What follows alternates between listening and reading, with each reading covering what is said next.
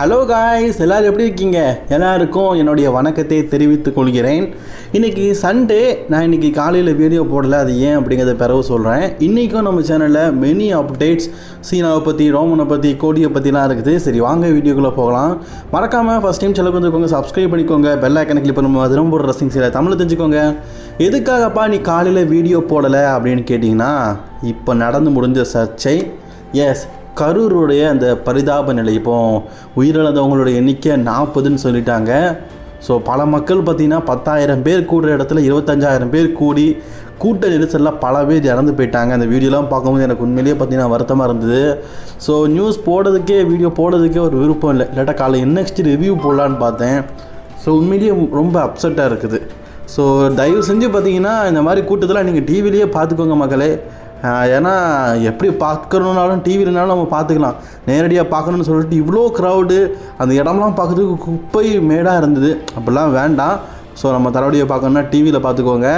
So Karur மக்கள் யாராவது இந்த வீடியோ பார்க்குறீங்கன்னா தற்போதைய நிலைமை எப்படி இருக்குது அப்படிங்கிறத கமெண்ட் பாக்ஸில் கமெண்ட் பண்ணிக்கோங்க. நடந்து முடிஞ்ச NXT உடைய நோ மர்சி பேப்பரியூவில் ஓபா ஃபெமி தன்னுடைய NXT சாம்பியன்ஷிப்பை ரிக்கி ஸ்டாக்கு அகேன்ஸ்டாக பார்த்தீங்கன்னா டிஃபெண்ட் பண்ணியிருப்பார். ஆக்சுவலி இந்த மேட்ச்சில் நான் எதிர்பார்க்கவே இல்லை ஓபா ஃபெமி தோற்று போவார்னு. ஏன்னா அந்தளவுக்கு ஒரு டிஃபெண்டிங் சாம்பியனாக இருந்தார். ரிக்கி ஸ்டாக்கை பொறுத்த வரைக்கும் நமக்கு பார்த்தாலே தெரியுது, ஒரு ஒல்லியான மற்றும் எப்படி சொல்ல, ஒரு டாமினேட்டான ரெஸ்லர்னு சொல்ல முடியாது, ஒரு மிட்கார்ட் லெவலில் இருக்கிறவர். அவர் இன்றைக்கி பார்த்தீங்கன்னா ஓபா ஃபெமியை வீழ்த்தி பிராண்ட் நியூ சாம்பியன் ஆனது ரொம்பவே ஆச்சரியமாக இருக்குது. WWE பார்த்தீங்கன்னா AEWலேருந்து வந்த ரிக்கி ஸ்டாக்கை ஒரு வருஷத்தில் நார்த் அமெரிக்கன் சாம்பியன், இப்போது அதே மாதிரி NXT மெயின் சாம்பியன் ஆக்கிட்டாங்க. இது உண்மையிலேயே பெரிய விஷயம். NXT ஓபா ஃபெமி இதுக்கப்புறம் என்ன பண்ண போகிறாரு அப்படின்னு கேட்டிங்கன்னா, அவருக்கு மெயின் ராஸ்டர் காலிங் இருக்க வாய்ப்பு இருக்குது. ஏன்னா NXTயில் நிறைய பேருக்கு பிடிச்ச ஒரு கேரக்டராக ஓபா ஃபெமி ஆகிட்டார். ஹைட்லேயும் சரி, ஃபைட்டிங் ஸ்கில்லையும் சரி, ஜெயண்ட் மாதிரி பார்த்திங்கன்னா பக்காவாக இருக்கிறாரு. இப்போ நம்ம பிரான் ஸ்டோமன், கிரேட் காலிலாம் இல்லைன்னு சொல்லிட்டு வருத்தப்படுறோம்ல, அவருடைய இடத்த பூர்த்தி செய்யறதுக்காக பார்த்திங்கன்னா தேர்ந்தெடுத்து பட்கப்பட்டவர் தான் அந்த ஓபா ஃபெமி. உண்மையிலேயே பார்க்கறதுக்கு ஜெயண்டாக இருப்பார். எனிஒன் யாராவது ஓபா ஃபெமியோட ஃபைட்டிங் ஸ்கில்லை பார்த்துருந்தீங்கன்னா, ஆனால் அவருடைய ஹைட்டு, அவருடைய ஜெயஞ்சாட்டிக்கான ரூபத்தை பார்க்கும்போது உங்களுக்கு யார் ஞாபகம் வருது? எனக்கு இவரை பார்க்கும்போது கண்டிப்பாக கிரேட் காலி தாங்க ஞாபகம் வருது. என்ன, நம்ம கோஃபி கிங்ஸ்டனும் கிரேட் காலியும் கலந்த மாதிரி இருப்பார். ஸோ உங்களோட கருத்துக்களை மறக்காமல் கமெண்ட் பாக்ஸில் கமெண்ட் பண்ணிக்கோங்க. WWE வரும்போது எப்படிப்பட்ட வாய்ப்புகள் கொடுக்குறாங்க அப்படிங்கிறத நம்ம வெயிட் பண்ணி பார்ப்போம்.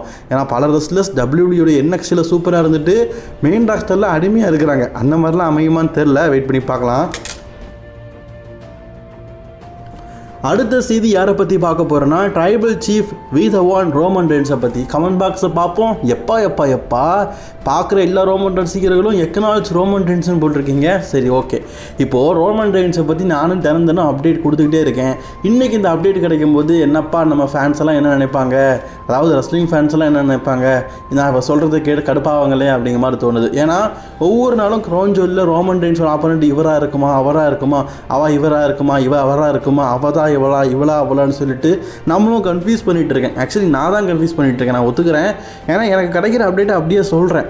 சில ஃபேன்ஸுக்கு வந்து கோவம் வரும். எனக்கே பார்க்கும்போது என்னடா நம்ம வர இதுக்கு முன்னாடி ஒரு அப்டேட்டை பார்த்து சொல்லிட்டோம், ஃப்ரெண்ட்ஸ் எல்லாம் கண்டிப்பாக கெட்ட வார்த்தையில் திட்டுவாங்க அப்படின்னு தெரியும். பட் இருந்தாலும் அப்டேட்டை நான் சொல்லிக்கிறேன்.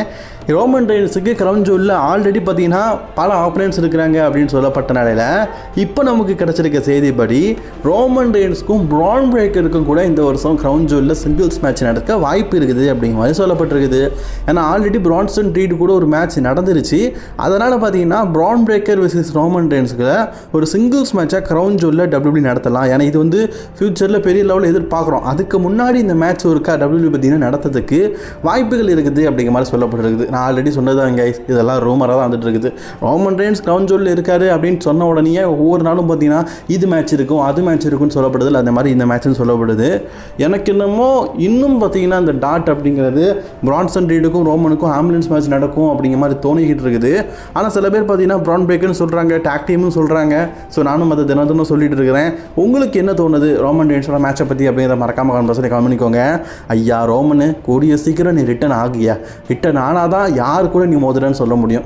இப்போ கூட சில செய்திகள்லாம் இருக்குது. இந்த வாரம் நடக்க போகிற மண்டே நைட் ட்ராக்கு கூட ரோமன் ரெயின்ஸ் வந்து சர்ப்ரைஸாக மெயின் இவெண்ட்டுக்கு ரிட்டன் ஆவார்னு. அப்படி ரிட்டன் ஆனால் ஓகே, அவருடைய ஆப்பனண்ட் யார் அப்படிங்கிறது தெரிஞ்சிடும். சரி, வெயிட் பண்ணி பார்ப்போம் இந்த வாரம் ரால ரோமன் ரெயின்ஸ் வாராரா இல்லையான்னு.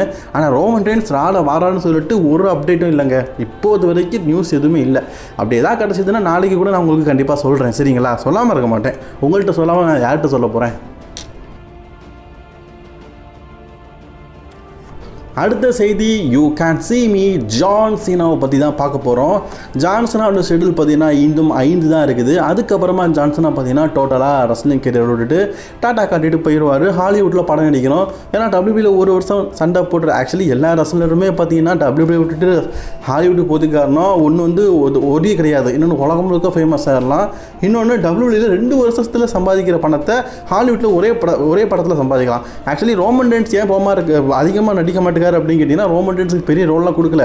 அண்ட் WWE பார்த்தீங்கன்னா இப்போ அவருக்கு பார்த்தீங்கன்னா கிட்டத்தட்ட 200 மில்லியன் அளவுக்கு வரைக்கும் சேலரி கொடுக்குறாங்க. ஆனால் ஹாலிவுட்டில் அந்த அளவுக்குலாம் கொடுக்க மாட்டாங்க. இப்போ ராக்கு ஜான்சனா மாதிரி பெரிய பெரிய ஆக்டருக்கு தான் அந்த அளவுக்கு சேலரி கொடுக்குறாங்க. ஸோ அதனால தான் ரோமன் ரெயின்ஸ் பார்த்தீங்கன்னா பெரிய படம் நடிக்க மாட்டேங்கிறாரு. ஆனால் ஜான்சனா அதிகமாக பார்த்தீங்கன்னா படம் நடிச்சிட்டு இருக்காரு. சின்ன சின்ன கேரக்டர் நிறைய எக்கச்சக்க படம் நடிக்கிறதுனால நல்லா சம்பாதிச்சிட்டு இருக்காரு. ஸோ அதனால் இந்த வருஷத்தோட பார்த்தீங்கன்னா ரெஸ்லிங் கரியர் விட்டு போகிறேன்னு முடிவு பண்ணியிருக்காரு. இப்போ நமக்கு கிடைச்சிருக்க செய்திப்படி 2026 மெயினான ஹால் ஆஃப் ஃபேமில் நம்ம ஜான் சீனா இருப்பார். ஸோ 2026 ரெஸ்ல்மேனியாவில் அவர் ஹால் ஆஃப் ஃபேம் ஆக்கி ரசிகர்களுக்கு மத்தியில் ஒரு ஸ்பீச் கொடுத்து இதோட game is over, yes Cena is over, last time is now முடிஞ்சுது அப்படிங்கிறத ரசிகர்கள் முன்னாடி சொல்லி ஜான்சனாவுடைய ரிட்டைர்மெண்ட் பயணத்தை முடிச்சிருவாங்க அப்படிங்கிற மாதிரி சொல்லப்படுது. அப்போ ஜான்சனா இந்த சண்டை போடுவாரான்னு கேட்டிங்கன்னா ரெஸ்ல்மேனியாவில் சண்டை போடுவார் அப்படிங்கிற மாதிரி அப்டேட் கிடைக்கல. இந்த ரெஸ்ல்மேனியாவோட அவர் போயிடுவார், டோட்டலி பார்த்தீங்கன்னா ஹால் ஆஃப் ஃபேம் ஆகிட்டு போயிடுவார் அப்படிங்கிற மாதிரி சொல்லப்பட்டிருக்குது. மேபி இருக்க வாய்ப்பு இருக்குது. ஏன்னா ரெஃப்ளராக இருக்கட்டும், ஸ்டிங்காக இருக்கட்டும், அவங்களுக்கும் இப்படி தான் பண்ணாங்க WWE. ஸோ அவங்க முழுக்க இதுக்கு வரமாட்டாங்க அப்படின்னு தெரியும் போது அந்த வருஷமே அவங்க சண்டை போட்டு தோற்ற அடுத்த வருஷமோ அல்லது அந்த வருஷமே நம்ம கோல்டு பெருக்கெலாம் பார்த்தீங்களா தெரியும்ல உங்களுக்கு, அப்படி ஹால் ஆஃப் ஃபேம் ஆக்குவாங்க. அதே மாதிரி ஜான்சனாவையும் ஹால் ஆஃப் ஃபேம் ஆக்குவாங்க அப்படிங்கிற மாதிரி சொல்லப்படுது. அப்படி ஆக்கினா நல்லா தான் இருக்கும். போன வருஷம் லாஸ் வேகாஸில் ஜான்சன் சாம்பியனாக இருப்பார். இந்த வருஷம் பார்த்தீங்கன்னா ஹால் ஆஃப் ஃபேமாக இருப்பார். அப்படி அவருடைய கெரியர் முடிகிற மாதிரி இருந்திருக்கும். சரி, என்ன தான் நடக்குது அப்படிங்கிறத வெயிட் பண்ணி பார்க்கலாம். சீனா ஹால் ஆஃப் ஃபேம் ஆனால் எப்படி இருக்கும் அப்படிங்கிறத மறக்காமல் கமெண்ட் பாக்ஸில் கமெண்ட் பண்ணிக்கோங்க. என்ன ஒரு வருத்தம், இன்னும் 5 மேட்சுக்கு அப்புறமா ஜான்சனை வாழ்க்கை முழுக்க சண்டையே போட மாட்டார் அப்படிங்கிறத நினைக்கும் போது தான் வருத்தமாக இருக்குது.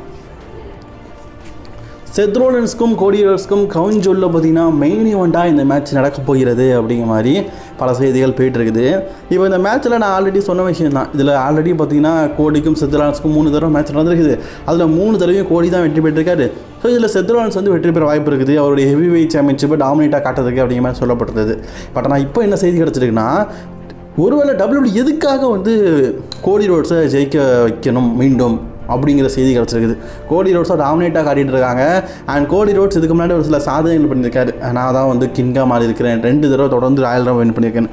அதே போல் இந்த வருடமும் தொடர்ந்து பார்த்தீங்கன்னா அவர் கிரவுன் ஜுவல் சாம்பியன்ஷிப்பை வின் பண்ணார்னா தொடர் கிரவுன் ஜுவல் சாம்பியன்ஷிப்பை வின் பண்ணவர் அப்படிங்கிற பட்டமும் கோடி ரோட்ஸுக்கு கிடைக்கும்ல. அதனால் கோடி ரோட்ஸை வெற்றி பெற வைக்கிறதுக்கு இதுவும் ஒரு காரணமாக இருக்கும் அப்படிங்கிற மாதிரி சொல்லப்பட்டிருக்குது. என்னை பொறுத்த வரைக்கும் செத் ரோலன்ஸ் வின் பண்ண நல்லாயிருக்கும். பட் ஆனால் இப்போதைக்கு கிடச்சிருக்க தற்போதைய செய்தி இப்படிலாம் சொல்லப்படுது. உங்களோட கருத்துக்களை மறக்காமல் கமெண்ட் பாக்ஸில் கமெண்ட் பண்ணிக்கோங்க. அந்த வீடியோ பிடிச்சா லைக் ஷேர் பண்ணிக்கோங்க. நம்ம மோர் வீடியோஸ் பார்க்க சேனலை சப்ஸ்கிரைப் பண்ணிக்கோங்க.